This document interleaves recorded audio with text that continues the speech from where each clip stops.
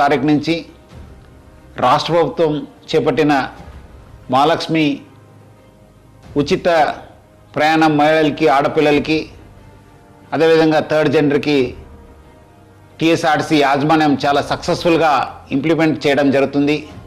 చాలా చోట్ల అనూహ్య స్పందన వచ్చింది. రికార్డ్ స్థాయిలో ప్రయాణికులు మా బస్సులో ప్రయాణం చేయడం జరుగుతుంది.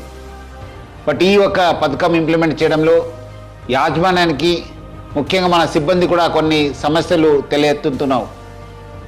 ముఖ్యంగా చాలామంది మహిళలు తక్కువ దూరంకి వెళ్ళే వాళ్ళు కూడా మన ఎక్స్ప్రెస్ బస్సులో ఎక్కి దూర ప్రాంతం వెళ్ళే ప్రయాణికులకి ఇబ్బంది కలిగించే విధంగా ప్రయాణం చేస్తున్నారు. వాళ్ళందరూ కూడా నా తరఫు నుంచి, యాజమాన్య తరఫు నుంచి కోరుతున్నాను, మీరు తక్కువ దూరంలో వెళ్ళే వాళ్ళైతే వెలుగు బస్సులో ప్రయాణించాలని చెప్పి నేను మరీ కోరుతున్నాను.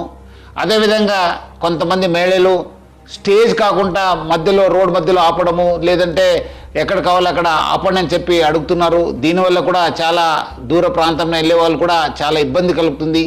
స్టేజ్ దగ్గర మాత్రమే మా బస్సు ఆగడం జరుగుతుంది. సో ముఖ్యంగా దీనివల్ల కూడా దూర ప్రాంతంలో వెళ్ళే వాళ్ళు, వేరే ప్రయాణికులు కూడా మేలు జరుగుతుంది.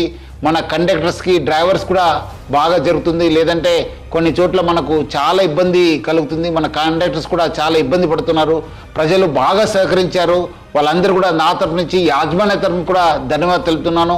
వచ్చే రోజు కూడా ఈ ఒక స్కీమ్ని ఇంప్లిమెంట్ చేయడానికి మహిళలు, ఆడపిల్లలు, థర్డ్ జెండర్ వాళ్ళందరూ కూడా సహకరించాలని చెప్పి నేను మరి యాజమాన్య తరఫు నుంచి అందరు కోరుతూ, మహిళా లోకానికి, ఆడపిల్లలకి, థర్డ్ జెండర్ అందరూ కూడా నేను యాజమాన్య తరఫు నుంచి కూడా సహకరించేందుకు పేరుగా ధన్యవాదాలు తెలుపుతున్నాను.